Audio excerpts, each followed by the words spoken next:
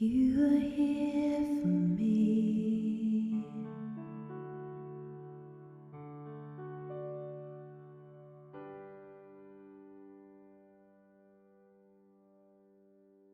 If we think back about what the last year has been like, it's been like nothing that we've ever experienced. I think one of the hardest things was right at the beginning, having to say to families they couldn't come in anymore. It's not what we do. We don't shut doors, we open doors. And the idea that somehow we could be the doorkeepers, if you like, the gatekeepers, to stop people coming in was incredibly hard. How do you say somebody can't see somebody on their birthday when you know it might be their last birthday? Or how that emotional toll is when you know that someone hasn't seen their grandchild, great-grandchild, been able to attend their granddaughter's wedding, or one case where one of our residents wasn't able to go to her cousin's funeral when she was the closest relative. That was really hard because I felt like we were making decisions. We were playing God.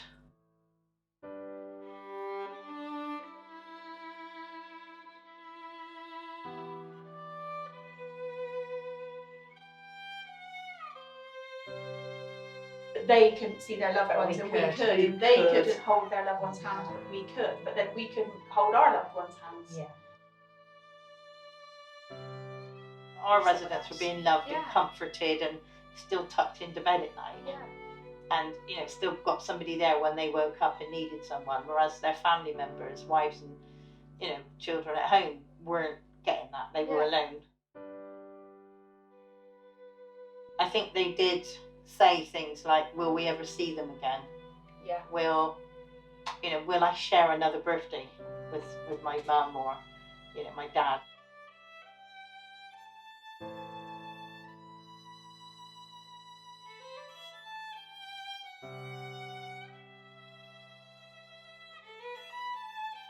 We must keep them safe, we must keep them safe. Well, actually, we can keep somebody safe, but if we don't keep them happy, loved, cared for, supported, then being safe isn't really not enough. Much of a life, is it?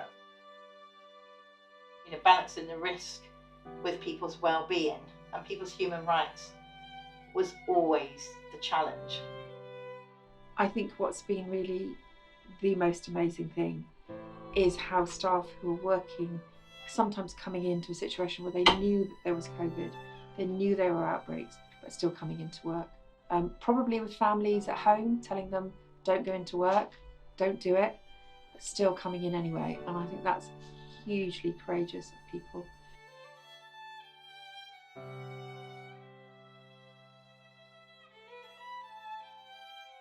Well, overcoming the fear in the beginning, I think, was a big one for everybody because it was the unknown.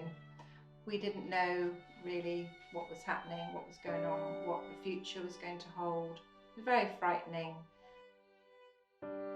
It you know, felt like something was, I had to say every single day, it will be okay. Yeah. And it was, thankfully.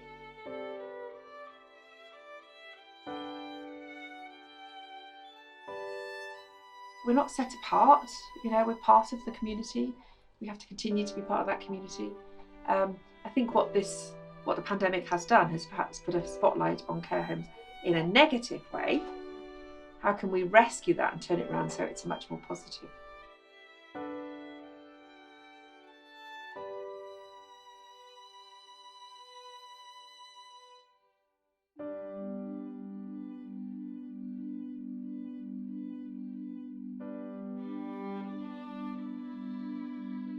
I'm Heather Thomas. I'm the wife of Robin Thomas, who I've been married to for 42 years, but known for 46.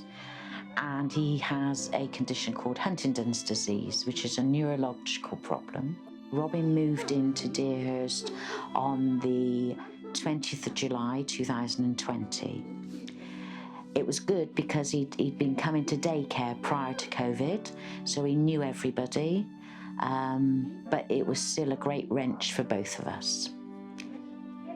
I became very lonely over that period of time, but with the help and support of Deerhurst, we managed to get through it. with Deerhurst itself, there's always something going on. In fact, Robin was entertained far more than me over the COVID period. He had something on every day. When you've been with someone such a long time, you worry that he's not going to be looked after and things will go wrong. But I can honestly say it's been wonderful. It's not a nursing home, it's their home. It's the people that stay here and are loved and looked after by the residents.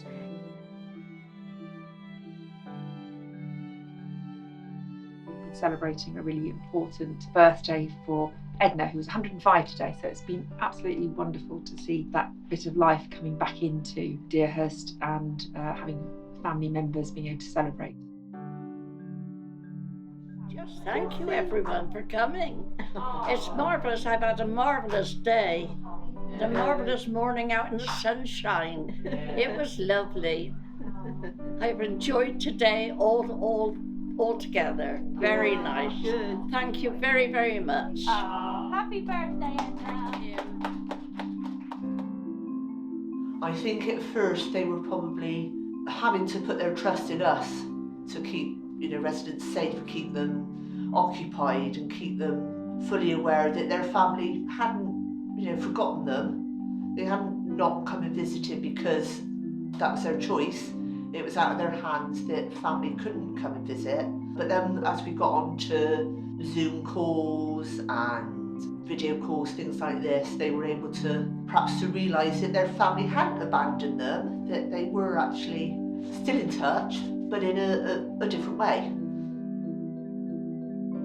One thing us saying to them, yes, your family are fine and they're thinking about you and they love you and you mustn't worry, but for them to be actually able to see them was very important and really mattered.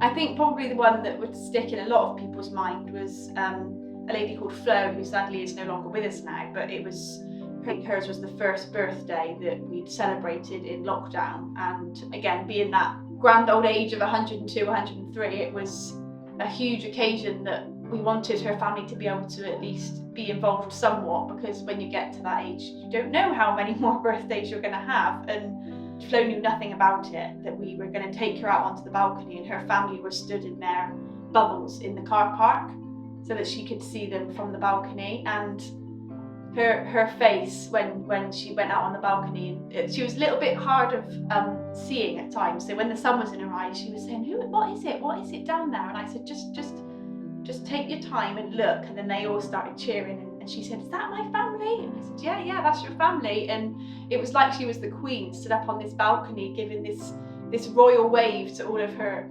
family stood beneath her that were singing happy birthday to her and sending well wishes, and they dropped flowers and cards at the front door that were then able to be brought up to her for her to open and share that moment with them, but from a distance. And I think for me that will be something that will stick as a very special memory, that we were still able to involve her family in such a special day for her.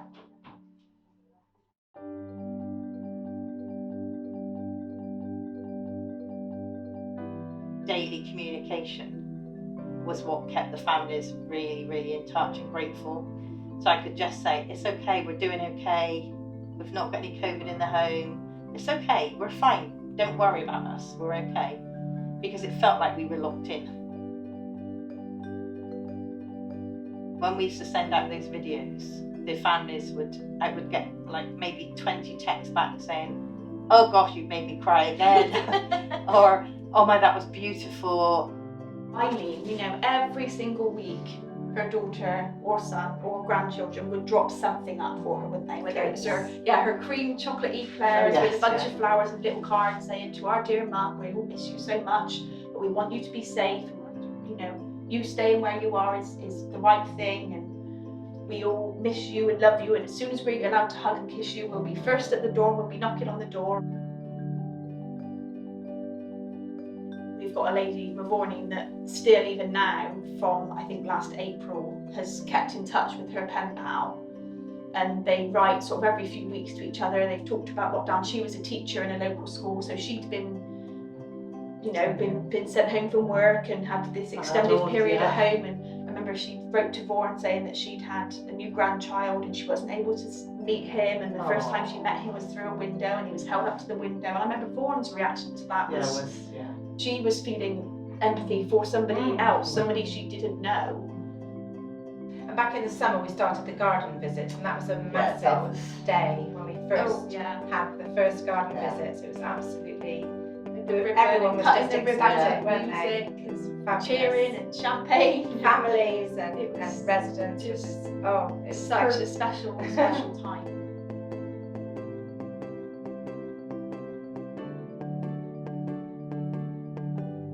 We also did a talent show at Christmas, which is another event that really sticks in my mind. All the staff and the residents joined in. One of our ladies, she would have been 104 at the time, and she read some poetry. Other staff did dances, and we did like a choir. We sang Christmas songs and dressed up. Special moments. We have to look at how we can recover, how we can pause a bit, and how we can reflect, and perhaps learn some things as well about each other, and how we've all been over the last year too.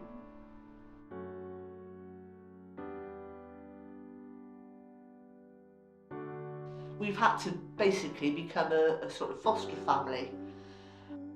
It's been very, very hard for a lot of residents, but so overwhelmingly lovely for us to be able to give that little bit of tender loving care where it was needed. When you're frightened and you're scared, the only people you want is the people you love the most, and that was the one thing that we weren't able to give them. So being able to fill that void and fill that gap, for me, it's just, the immense feeling of pride that I will carry, I think, for a long, long time.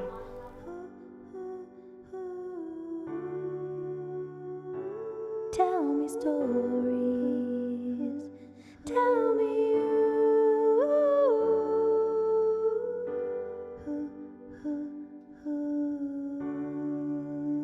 I think that will never probably leave us now. I think we'll be able to, we've had to do it so quickly to adapt, that I think now, I think anything is thrown at us, I think we will know that there's a way to work it out, there's a way to get through it, whatever is thrown at us.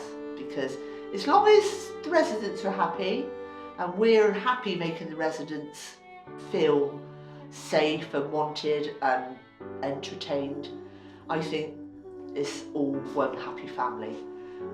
We'll all get through it. This place is wonderful, absolutely wonderful. When it's all right, like we've got on now,